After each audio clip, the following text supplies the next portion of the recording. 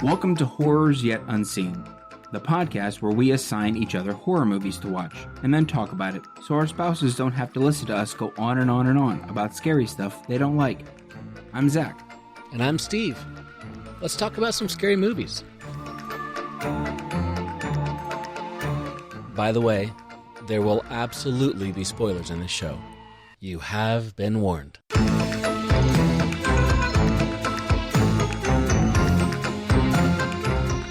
So, speaking of, Satan showed up at my house.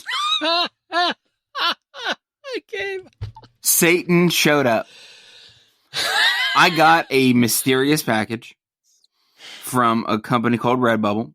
I was like, Casey, what did you order me? She was like, I didn't order you anything. And I was like, And I felt a presence. Yeah, did you? I was probably 80% sure. I was like, freaking Steve sent me something. Because what else would who would have my address? She goes, are you getting, or is like a fan sending you like fan art or something like that? And I was like, nobody has my address. Like that. Also, that'd be freaking crazy. Like if anybody's gonna send me something, I'm giving them a PO box, and you're not having my home address. That's nuts. Anyway, yeah. So I was like, what the heck is this? So I was also nervous because I didn't know if it was like a glitter bomb. What the heck is this? So we've been talking about pranks. I ain't got any time for this. So I just was like, Zach, just open it. And I opened it, and a frigid Arctic air came out of it, and I was like, oh, Satan. And I saw it. I laughed real hard. I love this. I love this. And Casey goes, don't you stick Satan on our refrigerator. It's just a goat. Yeah. She told me to thank you for sending Satan to our house, and she wants me to take it to work with me, so that way I don't have Satan in our house. And I was like, that's hilarious. So I got to take Satan to work with me. That's fine. Well, I mean, you told me not to buy you a shirt, so I thought, I can get you a $6 magnet. Yeah, that makes complete sense to me. Okay, you need to be reminded to live deliciously. Yes. Zach. Yes, okay. I need to be reminded of that. It was a great movie, and that was a great line in the movie, would thou like to live deliciously, or whatever he said. And, yeah. So I have my Black Phillip magnet, which is fantastic. So, yeah. Oh my gosh. It's so ridiculous. If we're starting to just send stuff secretly through the mail to each other, this is a dangerous game, my friend. This is a dangerous game. Well, the good thing is it is monetarily prohibitive after a while. Well, I mean, it cost me like $11 just to send the whole thing. So, well, I'm gonna definitely put it on one of my cabinets at the office. It's gonna be great. Well, yeah, you wanna dive into this? Yeah. But you had an announcement. I did. We have some announcements. Yeah. Go for it. All right. These podcast announcements are brought to you by the Panasonic AG 1980. Want amazing picture and sound? Ditch your old VCR. The Panasonic AG 1980 records and plays and edits with stunning clarity. Don't just watch, experience.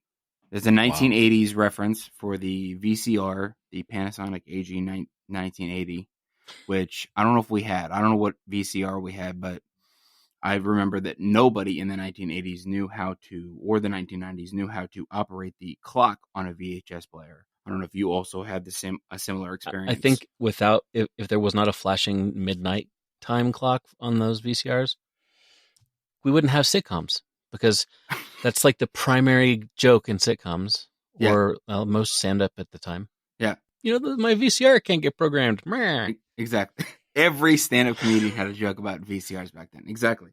Yeah, so these announcements are brought to you by the Panasonic AG 1980 VCR player. All right. You can email the podcast now at horrorsyetoUnseen@gmail.com. And you can also leave us a voicemail. If you call 216-202-5495 is the voicemail number. No one will pick up that phone. I have turned notifications off, and no one will pick up that phone. You're just leaving a voicemail. So if you think I'm going to contact Steve and Zach, and someone will pick up, nope, no one's picking up. You're gonna leave a voicemail, and we may or may not forget to actually check it. And so I'm hoping that we don't. But you will get to hear our lovely voices. You'll get to hear our lovely voices and the greeting, and then beep. And then you leave your message. And you can leave us short movie reviews, like 60 seconds or less. Ask burning movie questions. Give us some fan theories about the movies that we're going to be talking about. Or you can, again, write us at horrorsyetonunseen@gmail.com. And we'll probably put those two pieces in the show notes. Also, the secret to getting on the podcast, just to give everybody some Colonel Secret recipe here, is following us on Instagram at Horrors Yet Unseen Pod and turning on the notifications. So Steve and I typically record episodes on Saturday. So at the end of each episode, Steve gives me a movie. I give Steve a movie. On Sunday, then, I'll take those two movies, post them up on Instagram, and you'll have a week to call us and email us about those two movies, and you may make it on the show. Again, if you're not long-winded like I am, or you don't write novels and email. So, yeah, you can, we're now more accessible than ever to our fans, Steve, all maybe 2 or 3 of them at this point. I really don't know how many people listen to the podcast. If you're going based on the Instagram interactions that I've had, we have tens of listeners, and that's tens, what? Dude. It's so many. Yeah. And that may seem like a slide to those tens of people, but I do greatly appreciate them listening. We're currently sitting at 265 followers on Instagram. That's good. Which, yeah, I mean, well done. I've had a lot of good interactions with people. A lot of good conversations. So speaking of that, I want to give 2 shout outs. I'd like to give a shout out to JT at JTs Horror Discussions on Instagram and YouTube. JT is a super great guy. You can find his horror movie review show podcast on YouTube. He also has an Instagram. You can go follow him at JT's Horror Discussions on Instagram, and you can subscribe to him on YouTube. I'd also like to shout out Mark, VHS from the Crypt, at VHS from the Crypt on Instagram, and his podcast, the You Run Podcast, at You Run Podcast on Instagram. Mark has been super fun to chat with in the messaging on Instagram, and Mark and Scott actually have a podcast called the You Run Podcast, YOURUN podcast. Those guys are hilarious. I listened to their District 9 episode, and they do a great job of breaking the movie down. It actually made me want to go watch the movie because I hadn't seen it in a while. And so, yeah, they call it the You Run Podcast because viewers run the show. So it's very viewer interactive, and yeah. So it's not about things you want to run away from. No, it's about the viewers running the podcast. You run the show. So yeah, they have a lot of great ways to interact with the show, and probably things I'm going to steal. But yeah, you can go follow them. All of those, by the way, all of those announcements and those shout outs, I'll probably just give to Steve, and he can drop them in the show notes. And I know that I'm going to put the shout outs and the announcements on Instagram. So if I spoke too fast or rambled on too long and you just hit the skip button on any of this, they'll be there. So Steve, I think you've seen some non-horror movies that I want you to talk about. Yeah, one of them we saw last, I think it was last week, The Zone of Interest, which is nominated for Best Picture in the Oscars this year. I didn't know going into it, but it's all in German, which makes sense. It's not a movie that I would want to go see for fun. It's not fun at all. It's very sad and dark. It's about the family of the commandant, the longest serving commandant of the Auschwitz concentration camp during World War II. Okay. And the family lives in a really nice house and had this really huge garden, literally like on the other side of the wall from the concentration camp. And they can hear people being shot and people screaming and crying on the other side, all kinds of things. And at night, when they kick up the furnaces and burn bodies, it's a smell in the air, and it's like this whole thing. It's one of these movies that the camera work is amazing, because I realized after a while there's no like zooms, there's no close shots. It's all as though you are sitting in the room or sitting in the garden watching these people do things. So it makes it feel very, very, very real. And then they do a thing at the end that I did not expect, that because it's all a true story, but I didn't expect this thing at the end. I'm not going to give it away because it's a good like shocker sort of thing at the end that really hits you and like, whoa, it's heavy stuff. Now, is any of the filming in the concentration camp, or is it just exclusively all on the family living next door to the concentration camp? It's all about the family. They show kind of glimpses inside, but interestingly they don't do is, like most movies, Schindler's List comes to mind for the most part. Mm-hmm. With other ones, even like The Boy with the Striped Pajamas, other concentration camp type movies. Okay.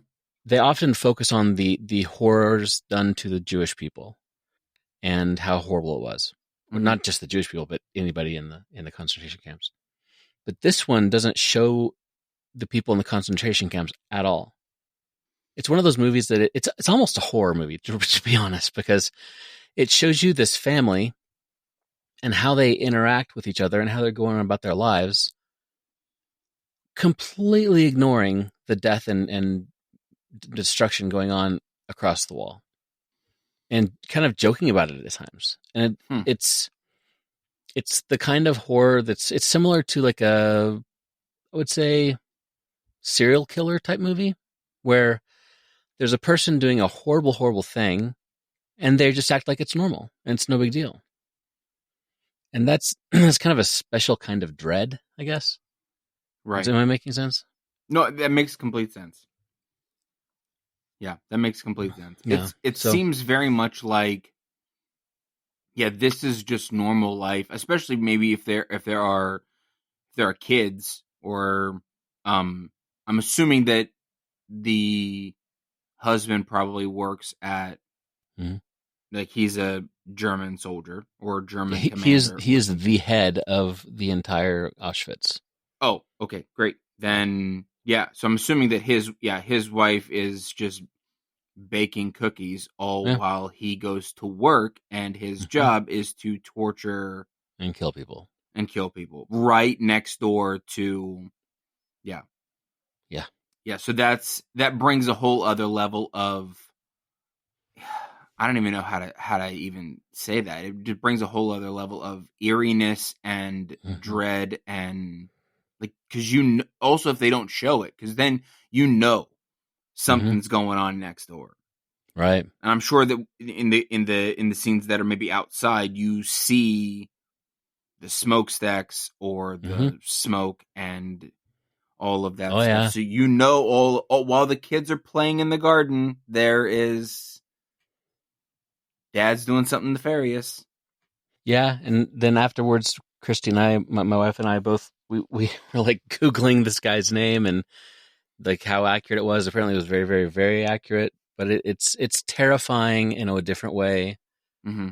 I would actually probably call it a horror movie just because of the horrors done and the vibe that it gives. It's creepy. It's one of those movies. It's like I said, it's important to see, important to remember the history and how easy it could be for people just to be across the wall from something and letting it happen, and the way that you can like process things and justify them. I don't know. I'm getting dark and broody. But yeah, I would recommend that film highly. Yeah, very good film. What about the Okay, Drive Away other Dolls. Yeah. Complete opposite movie. In Okay. absolutely every way you can imagine. It's one of the Coen brothers is the director of this one and writer. He's one of the writers. This movie was so stinking fun. It was. Yeah. Christine and I laughed so hard that people in the entire theater just uproarious laughter.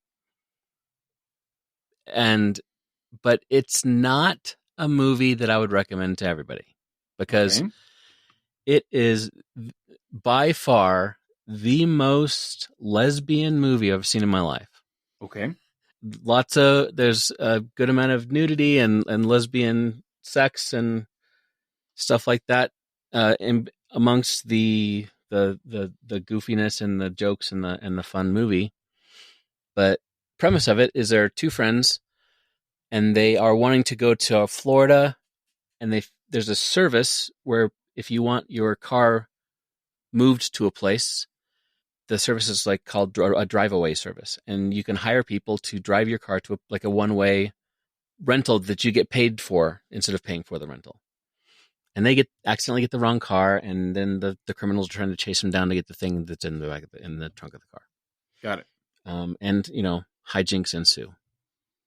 But we just got back from that movie about an hour ago, and it's so funny. It really is a funny movie. So I highly recommend it if you can handle a lot of the lesbian stuff. There was an older couple that left about 20 minutes into the movie. Yeah, I was wondering if there was any elderly people in this movie wanting to go see a motion picture and then be like, "Oh no, what are these two ladies doing?" It's not showing at most theaters in our town, but our Colorado is a very LGBTQ friendly place, and the theater we went to is kind of the art house theater in town, and so I was kind of surprised that these people would come to this movie and watch a trailer. I don't know. Right. Exactly. Well, good. I'm glad you had a good time going to see those two movies. And I don't know the next time I'm going to visit the theater. I have not even thought about going to the movies in a while. But I need to go. Yeah. I have one of those Cinemark with like the monthly thing. You get like a credit per month sort of deal with their club or whatever. And I was chatting with a friend of the show, Miles. Shout out to Miles. Hey, Miles. What's up, Miles? And Miles and I kind of unofficially are horror movie buddies here in town because his partner doesn't like horror movies and my wife does not like horror movies, but we do. So we were talking and I said, "Boy, I need to go see some movies. We got like 6 credits just sitting there that I should use up." And he's like, "That's amateur hour, man. I've got 20." Jeez. What, 20 credits? That's insane. 20 credits. Yeah, because they roll over, don't they? If you unused movie tickets roll over the next month. Yeah. And then through all of COVID, it just kept piling up. Yeah. He goes to see a lot of movies by himself. And when I go, I end up using 4 credits up for my family. Right. But anyway, you want to jump into some movies here? I want to know what you thought of Last Night in Soho. All right. Last Night in Soho. Take it away, Zach. I thought initially I will give this movie, let's see, out the gate. I've not thought about the rating. I'm gonna give this movie 3.5. Okay. 3.5 out of 5. I didn't think that. Actually, I'm gonna give it a 4. I'm just gonna straight up give it a 4. Oh, no 4 out of pressure. 5. I mean, Yeah, no. Well, the awkward look that you just gave me begged no, me it's to like bump it up a half a star. interesting. Oh, okay. Yeah, Well, don't bump it up for my look, man. the I'm not. post-it note that you just showed me was definitely, suggestive. Like, hey, exactly. See, boom, there it is. Yeah. So, I'm gonna give it a 4 out of 5. I thought that this was a pretty solid movie, a very interesting concept, and the way that it played out, I thought was, I thought it was really good. I thought that the real star, honestly, I think the real star of this movie is the freaking soundtrack. Oh, The yeah. soundtrack is incredible. And it's because they take these old timey songs and match the lyrics up with what's about to happen or what is currently going on. I love that. And so we'll jump in here. The IMDb synopsis for this, or I shouldn't say that, the Google synopsis for this movie is: an aspiring fashion designer named Eloise is mysteriously able to enter the 1960s, where she encounters a dazzling wannabe singer, Sandy. However, the glamour is not all it appears to be, and the dreams of the past start to crack and splinter into something far darker. So, it's a pretty good synopsis. Yeah. So breaking down the movie, spoilers here. The main character, Eloise, lives with her grandma.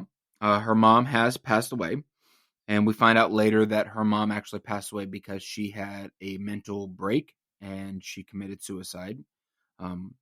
And that was a awkward scene.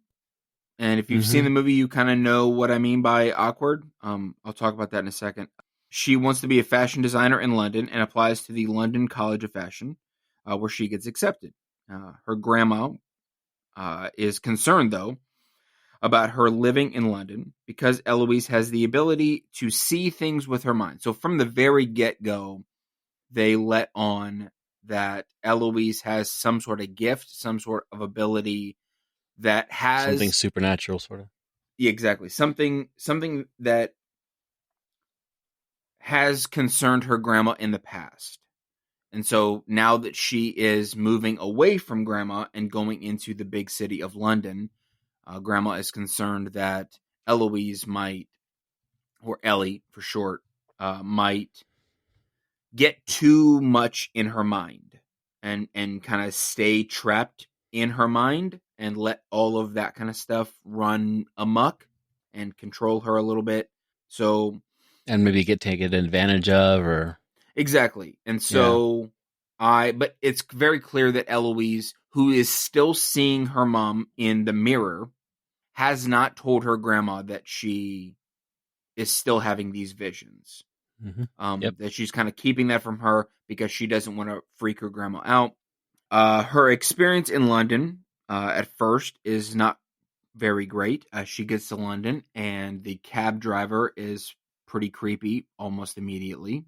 And so Ellie wants to get out of the cab like right now and makes up a reason to get out of the cab and goes into a store to buy a Coke, and the cab driver's literally sitting out front because, I mean, it's a cab driver, so you kind of would expect that, but because your viewpoint is tainted with the comments that the cab driver made, you're like, oh, he's stalking her.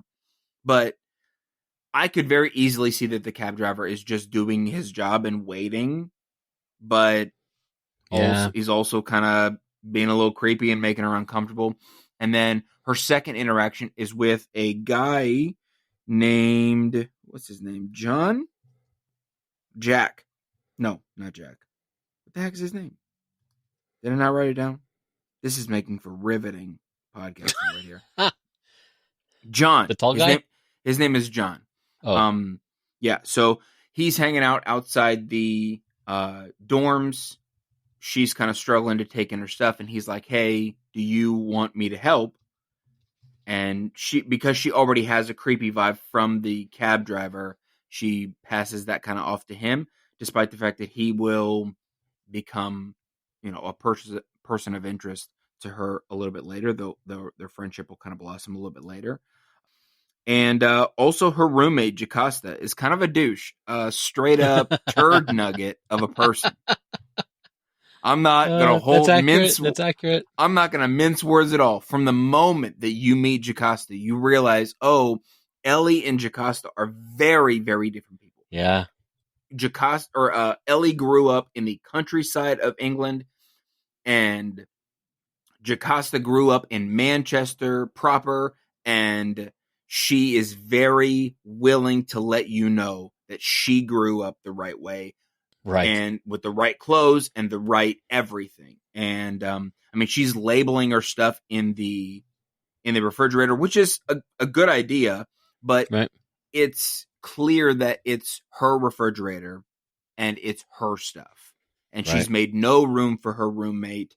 And then the awkward part about the mom committing suicide is Jocasta has some friends come over and they're doing their girl talking, and hey, meet my roommate, Ellie.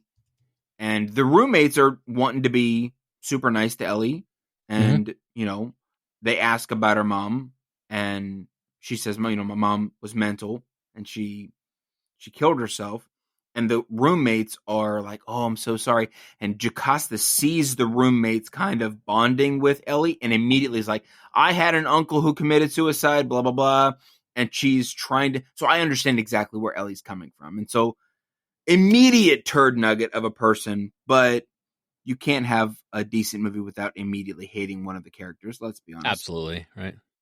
Yeah. So it's pretty clear that Eloise is not having a first great night in college. And that kind of hit home with me a little bit. I always felt that way about college. It seemed like everyone, honestly, it felt like everybody, I don't know how to put this.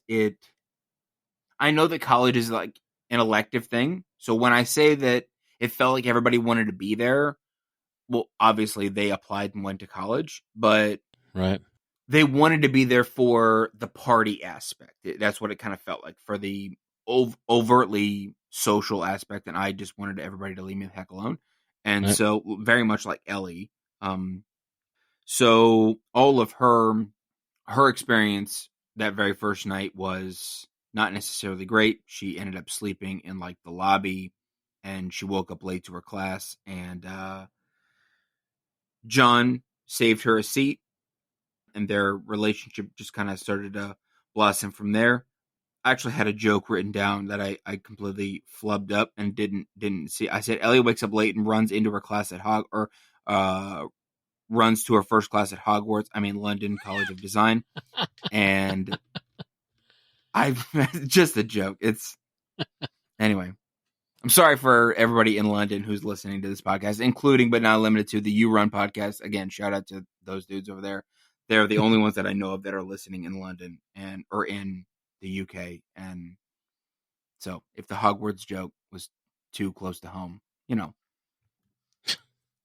it's just I think we'll be all right. I think I think we'll be just fine.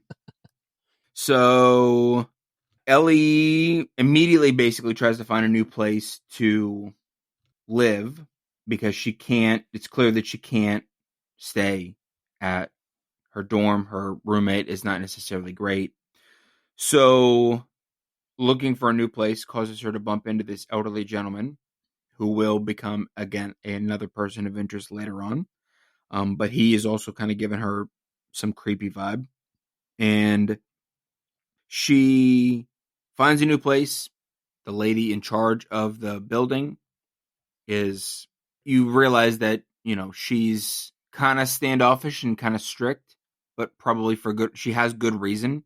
And she likes Ellie, so she lets Ellie stay upstairs in the room. And that's kind of where we start to venture into the time travel aspects of of this.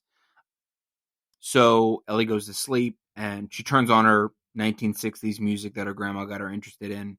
She starts to go to sleep, and that's where she is immediately immersed in this world of the 1960s, and she is seeing the world through another character. Her name is Sandy, and Right. Ellie finds herself wrapped up in Sandy's world, and Sandy wants to become a singer, and so she is basically going and shooting her shot out at this bar, and she runs into Jack, I believe his name is, and Doctor Who. yeah, Doctor Who, exactly. And so Doctor Who, I'm just going to start calling him Doctor Who from now on. So Doctor Who, we find out, is not treating Sandy very well. He's basically a pimp. Yep. And he's prostituting a lot of these women who, quote unquote, want to take their career to the next level. He's taking advantage of that and using their talent against them in the red light district of London to And, like, using their hope. Exactly. And their so dreams. he's preying off of them is what he's doing. And Nice they guy. come to him thinking that they can exactly, nice guy. They come to him thinking that he can't offer them their dreams, but really he is just a smooth talker. And so he, over the course of the movie, very quickly, you'll see the bleed through. You'll see basically what Grandma was concerned about Ellie living too much in her mind because of this gift or power or whatever it is that she kind of has. So Ellie, at first, really only wants to go back to sleep because she's intrigued by what's going on. Right. But then very quickly, she's like, I don't ever want to sleep again because every time I go to sleep, I see these things. So, she tries to stay up and she goes to, a couple parties with Jack. But because she's losing sleep, she's still in her mind about stuff. So that's where the past kind of starts to bleed into Ellie's reality while she's awake, and she starts to kind of hallucinate some things. And I'm sure to everybody around her, she is having a mental breakdown. And she kind of is, to be honest with you. So yeah, Ellie gets a job at this pub, and Ellie's having a really hard time getting Sandy out of her mind. Even John seems to kind of remind Ellie of Doctor Who. And so it kind of prohibits her from getting close to John, who very much has a crush on Ellie. And she starts to feel like she can't talk to anybody. She goes to the police. The police don't believe her. Again, why would they? She's talking about how she knows that something is going on. She knows about at a this murder, point, she has a vision. At this point, she has a vision of, her and John go to this party. Because she wants to stay up, she invites John back over to her house, despite the fact that Miss Collins has said, "Hey, no male visitors after a certain point." She breaks that rule, right. But they go back to Ellie's loft, and Ellie kind of immediately has this vision of Jack, Doctor Who, stabbing Sandy, and. Because they're getting intimate and John is on top of Ellie, she's seeing John as Doctor Who, Jack. and that freaks her out. And exactly. Yeah. So she goes to the police. She's describing this murder. They don't believe her. But like I said, who kind of would? You're describing a murder from the 1960s. You don't really have any information to go on. The police are being kind of a little more dickish than they probably should be. But Ellie ends up late for her shift at the pub, and she has a customer downstairs who is this old man. She keeps running into this guy who she thinks, she kind of gets this premonition that he might be Jack. He might be Doctor Who.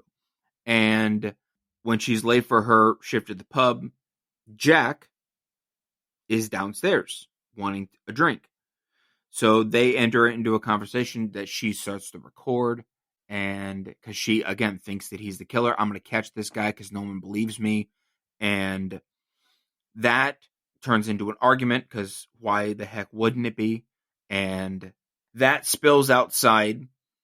Jack stops on the street, turns around to talk to Ellie, and gets hit by a car. Out of the blue, you don't see it coming. And it turns out Jack is not Jack. This is where the twists immediately start and do not stop. There's more than one twist in this, in the end of this movie. Crazy to me. So the first twist in the movie is that Jack, this elderly gentleman that she keeps bumping into, is not Jack. His name is Lindsay, and he is a red light district ex-vice police officer who is tracking down criminals. And that kind of immediately flips Ellie's world upside down. At least it's the first part that kind of flips Ellie's world upside down. Ellie then is like, I need to get the heck out of town. So she is on the phone with her grandma, and who runs by? John. So she's like, John, drops the phone with her grandma, runs to get John. Hey, man, I need to get out of town. Can you help me out? He's like, yeah, not a problem. They pull up to the building and where Ellie lives. If I'm not back in 15 minutes, come in and get me. And she has a conversation with Miss Collins. The landlady, right? The landlady, exactly. And next giant spoiler, Miss Collins is Sandy. Right. So Sandy's not murdered. And then you enter into this giant montage where you see Ellie is only being given one side of, like in all of these visions, Ellie has been given one side of the quote unquote conversation. Right. About what Sandy's life is like. Turns out, Sandy, that particular night that Jack was, quote unquote, murdering her, Jack was trying, like, Sandy was the one who killed Jack. And because she had had enough. Jack was prostituting Sandy, and Sandy had had enough. So Sandy killed Jack. And all of these men that Ellie had been seeing this whole time bleed over into reality. All of the people that slept with Sandy, all of these men. Like ghost-like men. Exactly. Yeah. Sandy killed.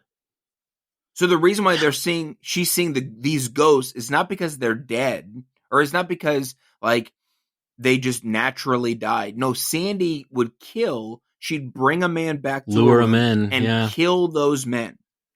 And then that led to her obviously killing Jack then.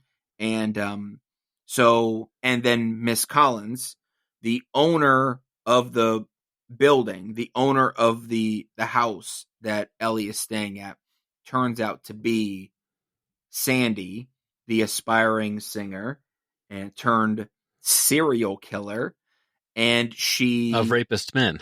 Of rapist men, of course, yes. And so before this reveal, she offers Ellie some tea to kind of calm her nerves, and then reveals that she is this gigantic serial killer, and like a Bond villain, is now going to kill, like reveals her whole plan, and is now going to kill Ellie. Because Ellie drank the tea, Ellie's going to go to sleep, everything's going to be, she's going to go kill Ellie.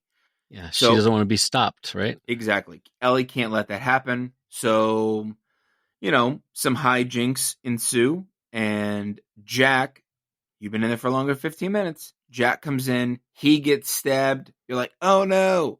The place is starting to burn down because the lit cigarette got mixed in with the records, started to burn up.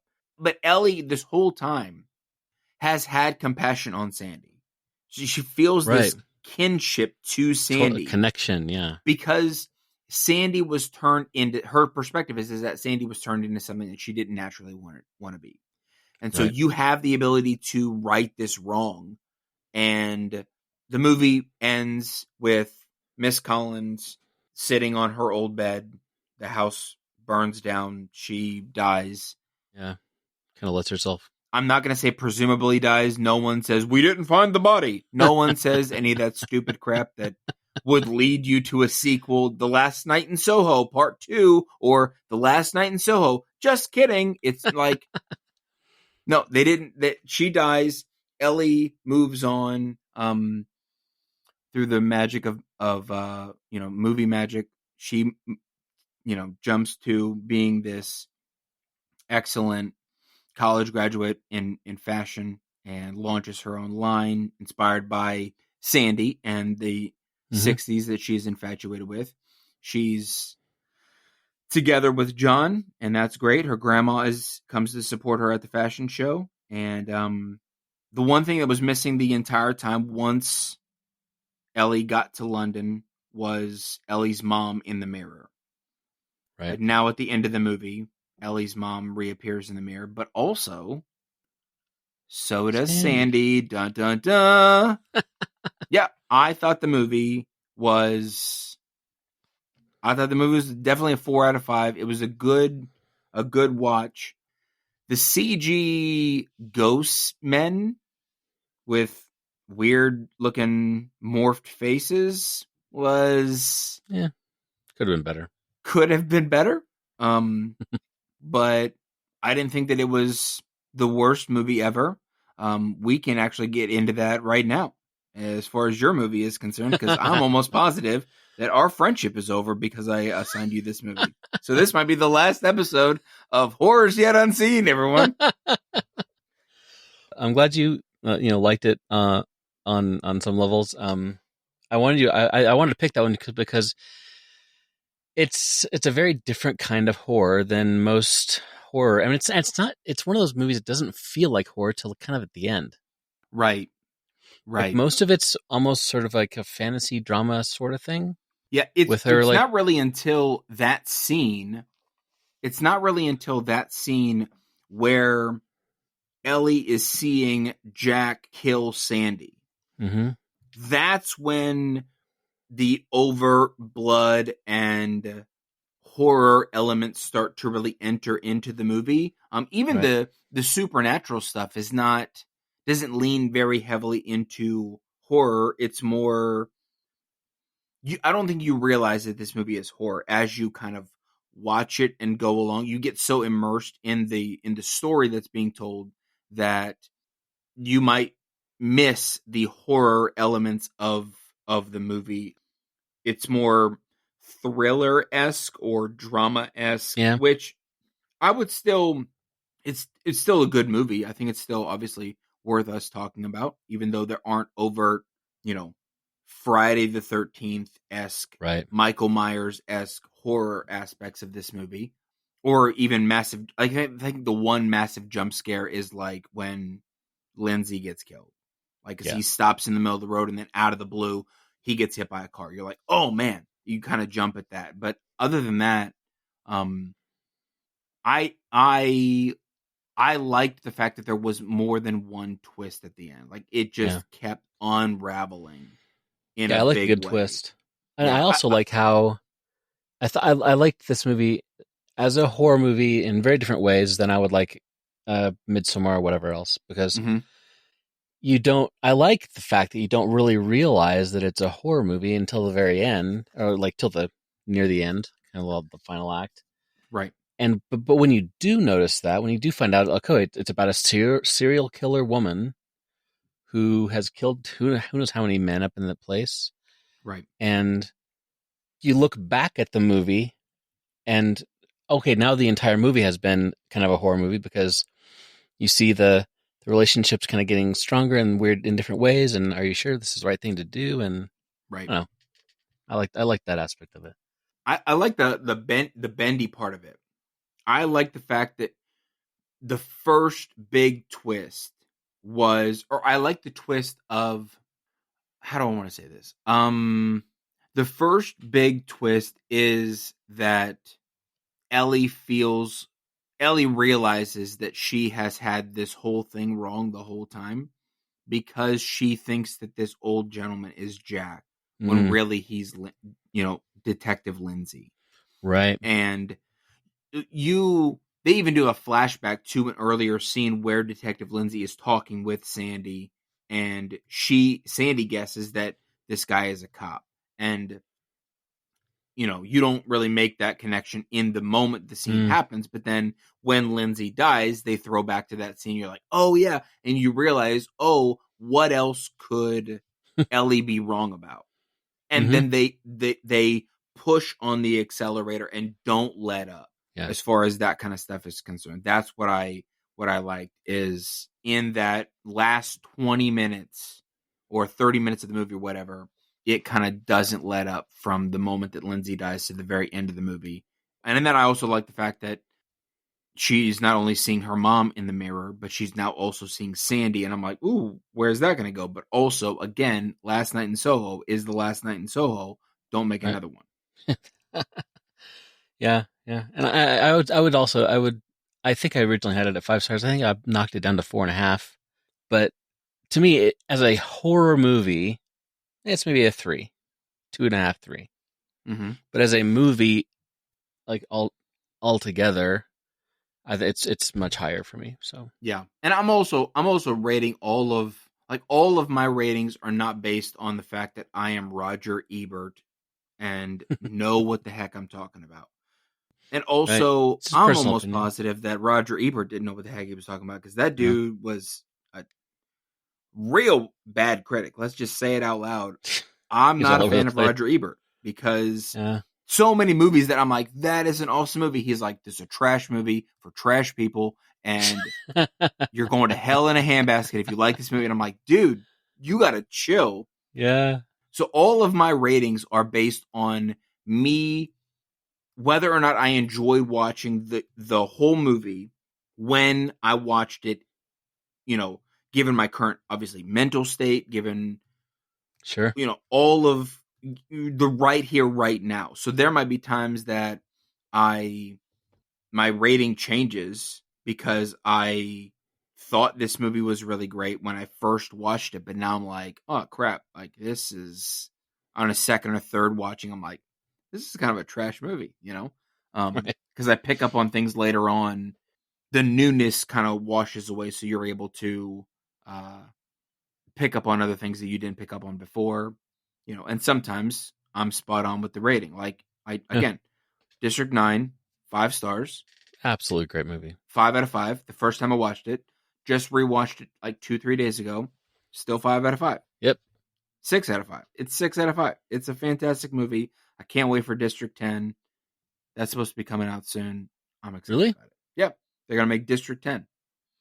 Huh. I had no Apparently idea. the director or the producer or whatever wanted to hold off making District 10 until the CG caught up with his vision. And I learned that from the You Run podcast, because I didn't know that before. So again, third shout out to the You Run podcast. Anyway, I'm done rambling. Let's talk about the best movie that you've ever seen. Winnie the Pooh, Blood and Honey. What could go wrong? Speaking of trash movies. Yeah, smoking out turds, man. Okay, so like you were saying, I thought that you were my friend.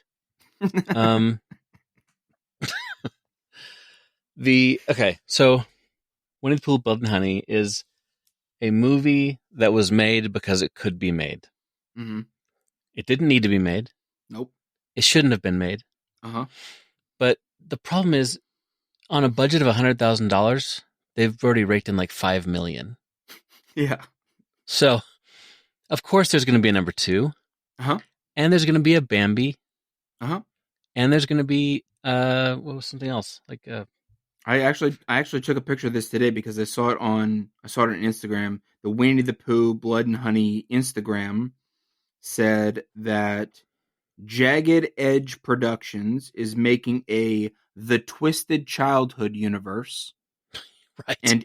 And in this universe is going to be Winnie the Pooh, Blood and Honey, Winnie the Pooh, Blood and Honey 2, Bambi, The Reckoning, Peter Bambi. Pan Neverland Nightmare, Pinocchio Unstrung, and revealed soon a 6th movie. They're on. It says March or the 22nd of March. We will announce a film that will very much blow your minds. My guess is that it's probably some Steamboat Willie thing. Yeah, they already have a. Well, it's not well done. I guess it doesn't stop them. But. Yeah, it says comment your guesses below. P.S. Winnie the Pooh Blood and Honey 2 tickets on sale now. So, yeah, Steve, we should go see Blood and Honey 2. Should we? Yeah. Come on. So the beginning of this movie it's actually pretty darn good. The little animated thing, I liked. Kind of setting the backstory.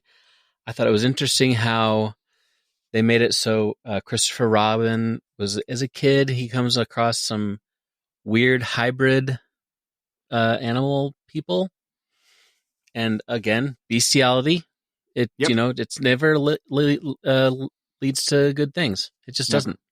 Never. So, and since he's a child and he's trusting and whatever, he doesn't realize how creepy these things are and how, they're just living in the woods. Yeah. And he brings them food often and all that kind of stuff. But he goes to college and comes back, or he goes to college and doesn't think about feeding him anymore. And 5 years go by, and they're getting hungry and crazy. The first thing I wrote down in my notes is, they ate Eeyore. Yeah. No.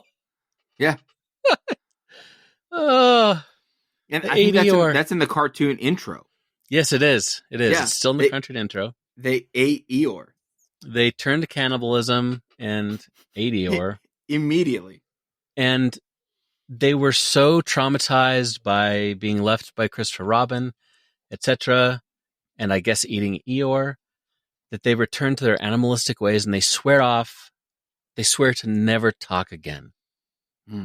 Which is a clever way of saying, of making it so that they don't have to make the puppets' faces work. There you go. Or the masks work on the guys.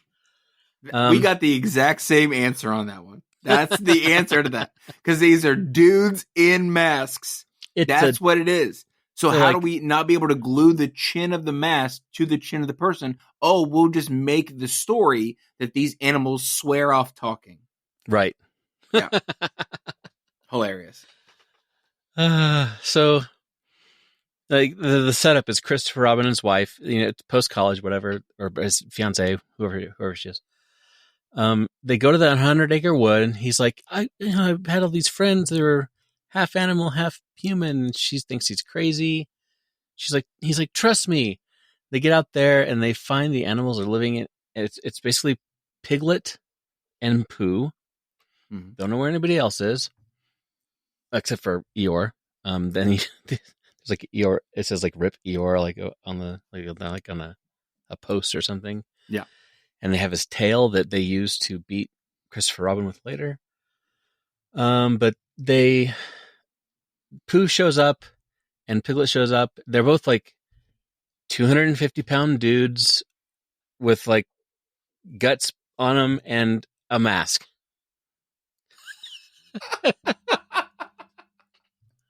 Yeah. I mean, who would have thought that Winnie the Pooh would turn out to be a 250-pound dude in overalls? Right. Yeah. And with like a very clearly like a fat suit on for to have a big gut, because Pooh. Yeah. He's got to have his honey. Yeah. Not once. It was a shame to me that not once is Winnie the Pooh in just a shirt. Because Winnie the Pooh historically only has a shirt. That's true. Because he's a freaking teddy bear that has come to life. True. So he only ever has a shirt.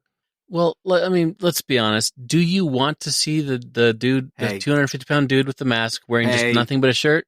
If you're going to be accurate and you're going to make this movie ridiculous, or if you're going to make this ridiculous movie, at least have the decency to be accurate. Okay? Now, do I want to see decency this? to be indecent? Right? Do I? Exactly. This is called Blood and Honey. It's not here to be an Oscar nominated winning movie. This is meant to be stupid and ridiculous. So I'm not asking to see Winnie the Pooh's junk. That's not what I'm saying. Okay. Because Winnie the Pooh doesn't have any. I gotta add it to my list of sentences I never thought I'd hear in my life. I'm not asking to see Winnie the Pooh's junk. He doesn't have any. He's a freaking teddy bear. I'm just asking for a comically accurate portrayal of Winnie the Pooh. Is that so hard to ask? You know what? I no comment. Okay. Continue. So we find out. So they show up. They kill Christopher Robin's wife, and they take him, and they seemingly kill him as well. And then we find out that there's a ton of people who've disappeared in the 100-acre wood over the years, and nobody knows what happened, and apparently nobody has bothered to go look. Yeah. And then the movie, at that point, the movie becomes basically a two-killer slasher, and there's a bunch of cut to a bunch of 5 women or something going to this Airbnb building or house that is adjacent to the 100-acre wood, which you get the vibes as maybe Christopher Robin's childhood home.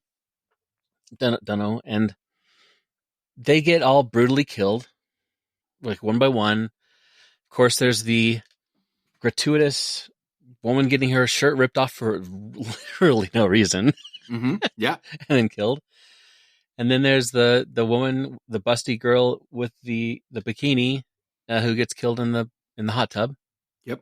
And then the effects, what I was kind of surprised by were, I thought this was going to be like a legit, like a comedy horror thing, like they're poking fun at themselves. Yeah.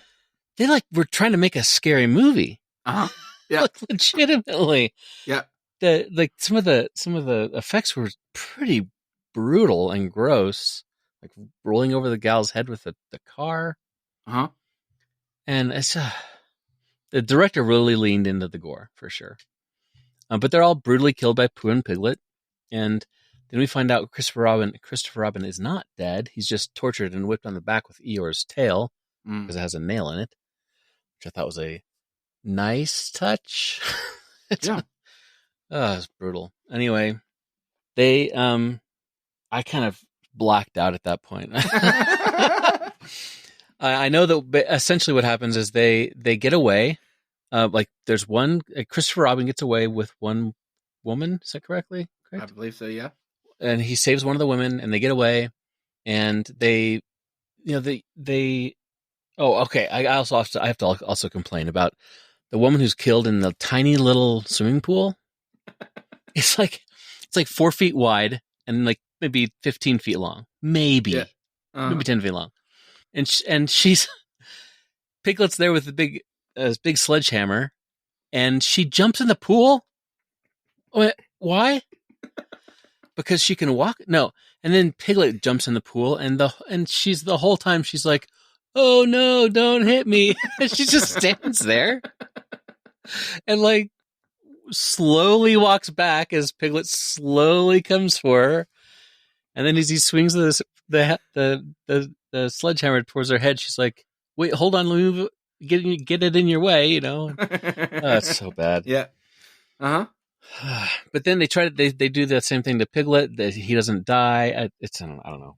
So not only are they bestiality hybrids, but they are apparently unkillable. Yeah. So, but the rubber masks were something else. Yeah. Spirit Halloween. They didn't even try to They didn't even try to blend it into their actual skin. It's just you can see the bottom of the mask. Yes.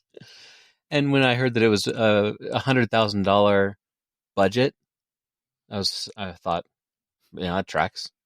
Yeah. And the lighting was horrible. Yeah. You couldn't see it was either too bright or too dark. I couldn't see. Anyway, horrible movie, Zach. Horrible movie. Uh-huh. And I think I need to put a ban on you giving me movies that are going to ruin my childhood. I love me some Winnie the Pooh. I think if I have my list of nopes, I need your list of nopes. We do. I think that should be maybe a bonus episode. We do Steve's list of nopes, and and this is clearly going to be at the top of the list. Yeah, it was bad. You mean to tell me that you don't want the Twisted Childhood universe to be? You don't want to watch the Twisted Childhood universe? I would prefer not to. Let's just put it that way. Listen, here's what I think. Okay. At the moment, your only cue into this world, yes, is Winnie the Pooh, Blood and Honey. Okay, it's the only one out there. They made money on that movie, which means the second one is going to be better. Is it? Maybe. And so it's going to be better, Steve. It's going to be better. Okay. Well, I think that they have the ability, because they have more money. Sure. Tigger is in the trailer, so they have more money to pay for more characters. Oh, I haven't seen the trailer yet. Dude, what? Come on. You didn't even watch the trailer for the second movie after you watched this one? Come on. I was trying to block it out of my head, man. No. Fully embrace it. Yeah. You got to fully embrace it. Yeah, the trailer's already out. The tickets are on sale. It's ready to go. March, 26, 27, 28? I did see the image of Pooh, and he looks a lot scarier, you know? Yeah. He looks like an actual scary, bear human thing. So. Yeah. So they have the ability, they have the money now to be able to tuck the masks into the shirts, and they at least have the ability to, or they have hired a person probably on staff that is probably getting paid a large sum of money or too small amount of money to work on a completely stupid movie like this. And their one job is to make sure that they get the mask tucked into the shirt. That's their one job. I do think that they probably spent most of the budget on the first movie on that scene with like the shot where they rolled over the gal's head. Yeah. And like that's some CG and stuff going on with that. It's probably where most of the budget went. Yeah. So, but what I'm saying is like this next one gonna be better. Bambi, The Reckoning, it's gonna be even better. And they're just gonna get incrementally better. And so I think that you shouldn't write off the whole franchise over this one movie. Zach, I do appreciate your positive attitude. I feel like the word appreciate is in air quotes. No, having a positive, good attitude is a good thing. And I truly appreciate your positive attitude. You just need to tie some wisdom to that and not watch this kind of stuff. Got it. Okay. Well, I think we will agree to disagree, and I think the viewers are with me, or the listeners are with me. Okay. On this one. So, I don't give this a half star. I do give it 1. What? That's more mind blowing to me than you actually watching this movie. I'm so surprised that this week I did not get a text message that went, Zach, I'm not watching this movie. I was waiting for that text message, and the fact that you're giving it a full star. It gets a star. Only Who's because... optimistic now, bro? That's the height. You need to strap some wisdom to your optimism. That's wild. Well, I didn't think that'd get that. You heard it here first, ladies and gentlemen. You heard it here first. Steve gave Winnie the Pooh, Blood and Honey, one of the worst movies in cinematic history, a full star, not a half star. Now you're making me really rethink this, because I was going to give it a half a star means 0 or negative, right? Yeah. So I was going to give it a half of a star on top of that because it's Winnie the Pooh. But the more I'm thinking about it, it's like anti Winnie the Pooh. Yeah. I'm back to half a star. Thank you. You started out with this movie didn't need to be made. That's a good point. You started your review out with like the point is that this franchise was coming into public domain So somebody capitalized on the fact that it was coming into public domain and went, let's ruin people's childhoods by making a very terrible Winnie the Pooh horror I guess I'm trying to be too positive. Yeah, don't do that. This movie's garbage. No, It's a shouldn't do hot that. smoking turd. Garbage. Well, yeah. That's a perfect sum of this movie. You're just, This is a My perfect review? sum of this movie. Yep. I'm going to post that one on Instagram later. That's Steve's review of this movie. Just a bunch of harumphs. Awesome. Okay, so. I'm glad you enjoyed it. I'm glad you enjoyed it. I will say that I am glad that we had the same review of this movie. Okay, good. and nothing brought me more joy than to sit here and listen to you go on about and describe this complete trash movie. And yeah, because it defied logic. Yeah. There's no rhyme or reason for this movie to be made other than for somebody else to make money. And yeah, I can't believe that. Even the story internal to itself didn't make any sense.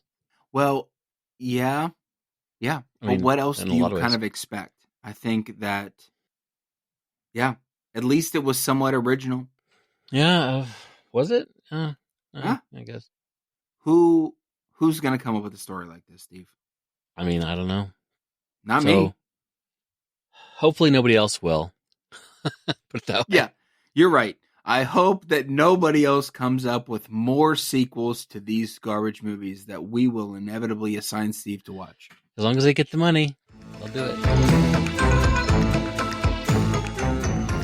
All right, so movies for next week. Movies for next week. I got lots to pick from. Maybe we tried the shuffle thing. Yeah, try the shuffle thing. All right. Let's go with the classic Okay. 1990 version, not the new one, of Jacob's Ladder. What is this movie? 1990. Yep. I think there's a 2021 or something that I didn't even bother watching because you don't mess with the perfection. Okay. Jacob's Ladder. Mm-hmm. The most frightening thing about Jacob Singer's nightmare is that he isn't dreaming. Okay, all right. Yep. Great. All right, and the movie that I chose for you, Steve, is the classic 2010 movie, Devil. Devil. Devil. Devil. Devil. Okay. Devil. It is. I'm almost positive that M. Night Shyamalan is a producer on this movie. He's not the director, but he is a producer on this movie. So it very much has M. Night Shyamalan vibes, like his signature kind of all over it, which I always appreciate because I really like M. Night Shyamalan. I have seen all of his movies. I think his daughter is actually getting ready to come out with her first movie, The Watchers. That trailer just dropped. I was like, I'm in. Your last name is Shyamalan. Come on. Have you seen the Servant on Apple TV Plus? I've not seen that. No. It's a 4-season series, so buckle in. Wow. And it's a started by him, and I think his daughter took over. Ooh. Okay. Partway through it. Servant. It's a very slow burn thing, but it's good. It's good. I'm on season 4. Yeah. Okay. I will. I'll have to give that a watch. Yeah. Devil. Huh. It's going to be better. I will say this. I did let up off the gas. It will be better than Winnie the Pooh Blood and Honey. I will say that. I did not. I'm not going to torture you 2 weeks in a row. But so Devil. Bad things happen for a reason. Interesting. Ooh, 5 stars from Zach. Yeah, this movie's a banger. All right. This movie's a banger. Looking forward to it. Elevator movie. No, devil. They're in an elevator. Right. They're in an elevator. Yeah. Cool. Awesome. Love it. All right, Steve. Well, may you go to sleep with thoughts of Winnie the Pooh in your head. yes, most definitely will. Talk to you later. All right, man.